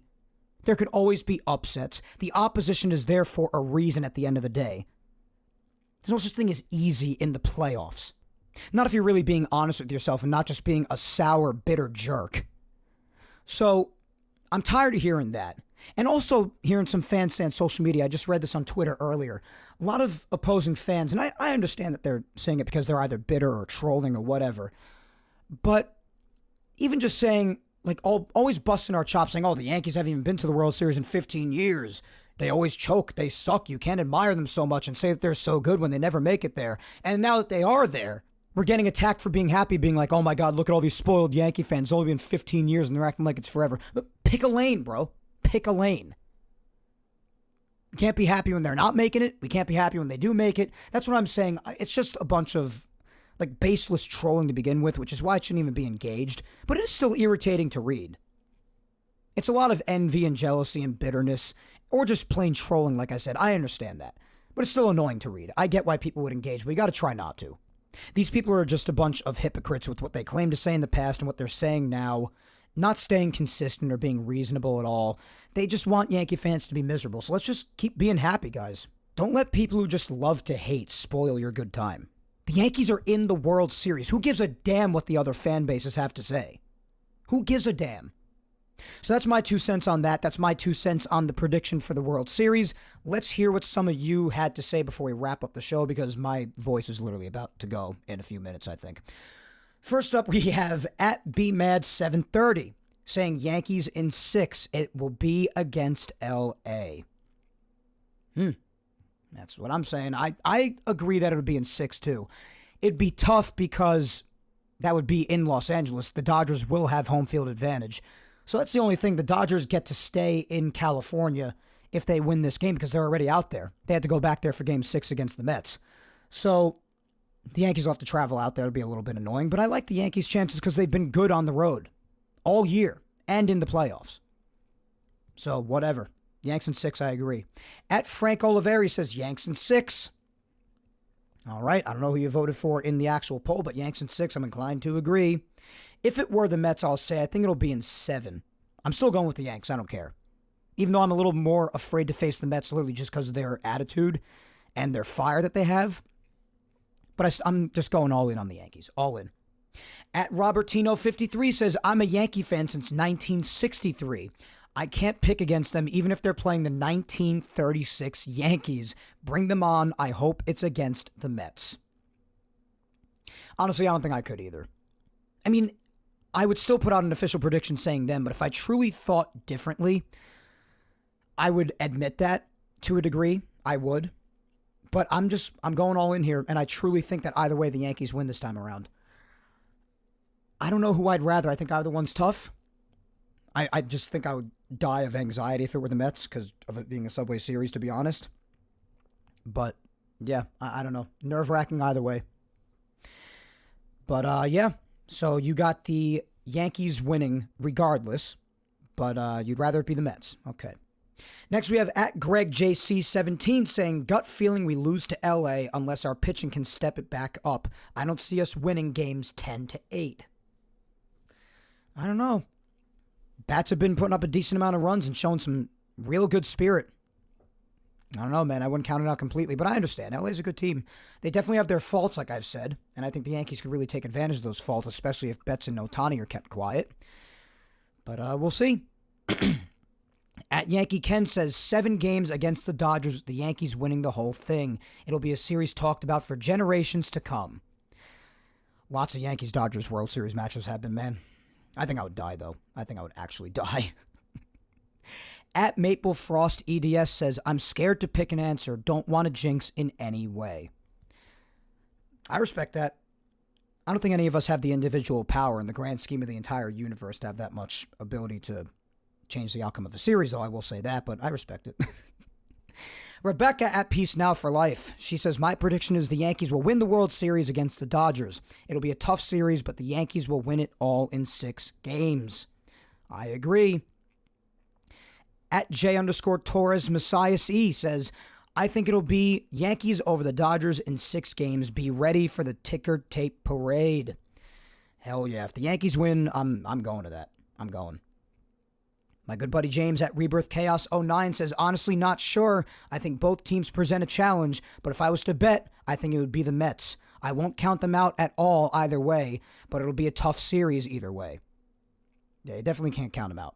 But I understand. I did say it before, and I agree. Either one will be tough. Neither will be easy. At Steve Zim16 says, I've been saying for weeks that if they make the World Series, they are winning. I don't care who they played. Hell yeah, Steve. Love that. My good buddy Spencer at Musician DMD. Hope you're doing well, my friend. I did see your video last night posted of you getting to watch the Yankees with your own eyes. That just filled my heart with joy, my man. I'm really so happy for you, honestly. My mom prays for you every day even, and I'm just so happy to see that you're continuing to make some progress, it would seem. Anyway, Spencer says, the nostalgia gods want the Yankees to play Los Angeles. They already gave us Kansas City. The Yankees will face the Dodgers for the first time in over 40 years and will beat them in 6 games, just like they did in 77 and 78. I'm excited. This is the first Yankees World Series I'll get to share with the Twitter community. Same here, actually. Sentimentally speaking, although he wasn't handling the daily operations in 2009, this is the first World Series since the passing of George Steinbrenner. It's truly a new age for the Yankees. That is very true. That is true. I did not even think about that. Wow. I really didn't. I guess because maybe in the back of my mind I knew he wasn't even running the team every day like he did in the past at that point in 2009, but wow. That really is something, huh? That's a good point, Spencer. But, yeah, other than the nostalgia gods maybe wanting it, Major League Baseball definitely wants it too. I mean, you even see the commercials before the NLCS even ended, like the Dodgers and the Yankees, like the previews, like before the series even ends. So they definitely want it too, that's for sure. So, I don't know. We'll see how it ends up turning out, but I'm inclined to agree with you. Yankees-Dodgers, 6 games. And it's crazy because I didn't even have the Dodgers making it past the Mets, but hey, we pivot. As things go along, it happens. But I was definitely more confident in the Yankees making the World Series going into the playoffs than I was before the season started. But right when they went in, I don't know, I just got the feeling, especially with the Astros out. The Astros going out was what really did it. Even though I very well think if the Yankees faced the Astros this year, like I said, maybe they could have finally slayed the beast. I don't know. But that was when I especially started to get confident. At MarkGoo80547801 says they will lose to the Mets in 7. That would shatter my heart. You want to know a way to shatter my heart into a million pieces? That's a fast-track way to do it. Lose to the Mets in 7 games in the World Series. My God, that would kill me. At Crusaders BBNY says, honestly, Michael, after this roller coaster ALCS, it doesn't really matter. Let's go beat whomever they put in front of us. I love that reply. Love it. Absolutely. Hell yeah. Laura at Laura_Icemont. My buddy Laura says, my prediction is the Yankees-Dodgers World Series, and it'll go to 7 games. It's going to be a battle, but I see our Yankees coming out on top and winning 28. That'd be something. 7 games would just kill me either way, regardless of opponent. I think I would just pass away. Oh my gosh. At Cashman Sucks NYY says, if they clean up their bad base running and get the red hot hitters out, then Yankees in 6 against the Dodgers. If it's against the Mets, the pitching needs to pitch well because it didn't in the 4 games this season against the Mets, or else Mets in 5. Well, yeah, the pitching was not good against the Mets. The Mets had the Yankees number this year. They definitely did. So, but yeah, the bad base running, my God, that was another aspect of the ALCS. When the Yankees got thrown out on the bases multiple times in that one inning, oh my God, I just wanted to commit mass genocide. That and when Rizzo dropped the ball. So yeah, the bad base running, listen, we've all been talking about it forever. It's something the Yankees have done all year. Yeah, that's got to clean up for the World Series if they have any hope against either of these opponents. It's got to clean up. I 100% agree. And if they do that, like I said, major key, Ohtani and Betts quiet. If that happens, I am in full agreement with you that the Yankees will win, and in 6. That's exactly what I said. I agree. We'll see who they face. All right, last 2. First up, at Vic Salimo, my girlfriend. She says Dodgers will verse the Yankees, and the Yankees will take it in Game 5 or 6. Dodgers will put up a good fight, but will take it home. Wow. 5 games would be something because that means it would wrap up at Yankee Stadium. Otherwise, it would be in Los Angeles. Wow. All right, so if it's the Dodgers, just about everybody has the Yankees winning. I hope everybody's being objective and fair with that. I know I am. Lastly, but certainly not least, is my mom at Julia Gina Scudero. She says, oh my God, we did it. I can't believe you squeezed out a drop-dead necessary episode of Yapping Yankees with little to no voice left after the few games we've watched. Neither can I. I'm so proud the Yankees won, but it came at a high price of many nervous breakdowns. Yes, it did. I think and hope the Yankees will win against who I can't predict. But I'm going to say more nervous breakdowns occur going forward regardless. But I'll say Yankees in 7. God help us. Let's go Yankees. Amen to all of that, Mom. Yeah, you're very welcome with the little to no voice. See what I do for you? Still almost 2 hours I notched out for you, even with this voice. I don't want to hear it. But I do it for you guys because I love you guys, and also because I could talk about the Yankees forever, even without a voice, obviously. And also nervous breakdowns, yes, and there'll probably be more, even though there'll only be 2 World Series games played by the time we talk next week. But yes, I'm sure there will be more to be had. My God. But Yanks in 7, again, I think I would die. But that is all for social media, guys. Thank you to everyone who I answered and everyone who voted, and even to those who I didn't get to. Because, I still appreciate you just as much. What an episode! My God, I hope I managed to make it at least half entertaining for you guys, despite my voice in the state that it's in.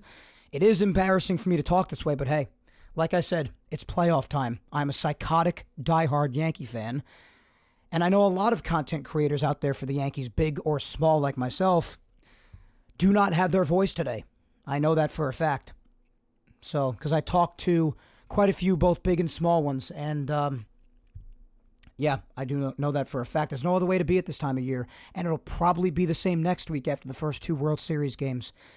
And that is what we have to look forward to, guys. If the Dodgers wrap it up tonight, if they win, then that's it for the series, and they'll be the Yankees' opponent. But no one's playing, as I said before earlier in the show, until Friday. The first 2 games in that case will be in Los Angeles. Friday night and Saturday night. Obviously, as far as pitching or anything else, nothing has been announced because the NLCS is not even over yet. But Friday and Saturday, games 1 and 2. There'll be an off day on Sunday, of course, because they'll be traveling back to New York for game 3. It'll resume next Monday, the 28th. So by the time we talk next Sunday, 2 World Series games will be done. And we'll be talking all about it here on episode 241 next Sunday on Yapping Yankees. But as of episode 240 here today, that is all for it, my friends. And deep down, I'm kind of relieved for it because I've got to go on vocal rest again here. But please remember to follow me on all social medias before I do so. Facebook fan page, Mike Scudero NY. Twitter, at Mike Scudero. And Instagram, Mike Scuds 97. Subscribe to Yapping Yankees on any and all platforms it is available on. The four are YouTube, Apple, Spotify, and SoundCloud. Like, subscribe, comment wherever you may be listening to show your love for it. And if you have time, listen back to any past Yapping Yankees episodes that you might have missed, my friends. Episode 1 all the way up to 240 today. Those are all available on SoundCloud, Apple Podcasts, and Spotify. But if you're a YouTube listener, do not fret. Episodes 34 up to episode 240 today are all available on there. But once again, I thank you 3,000 for listening to me yap today, my friends. I have been your raspy host, Mike Scudero, and we shall yap again next Sunday, October 27th, after the first 2 games of the 2024 Fall Classic, when I come at you with episode 241 of Yapping Yankees. But until then, guys, hang in there, be patient, please stay safe, look out for your loved ones, go ahead and kick life's ass this week, my friends, just like the Yankees have. And rest your voice if you have to, like I do. That's another positive of there being no Yankee baseball until Friday. A lot of time to rest my voice after this. And Yankees, well, what else can be said? What else can be said? Just go out there and try to get the World Series started on the right foot, regardless of opponent. If it's the Dodgers, it starts Friday in LA. If it's the Mets, it starts at Yankee Stadium on Friday. And home field advantage won't really matter too much, despite the Yankees having it, because both stadiums will probably be damn near split down the middle as far as fandom. But the Yankees will have home field starting on Friday if that's the case. But if my prediction goes according to what I'm saying, the Yankees will be in LA on Friday. We shall see. I still can't believe it. All right, off to resting I go. Until next Sunday, my good people. Take care, and let's go Yanks.